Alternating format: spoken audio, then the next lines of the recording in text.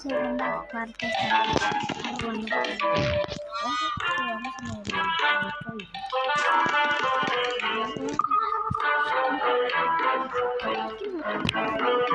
En el episodio grabamos, no sé si se acuerdan, pero grabamos. Vamos a grabar todo el video de viernes. Sí.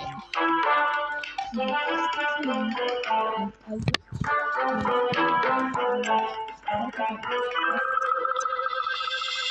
esta creo que es leal.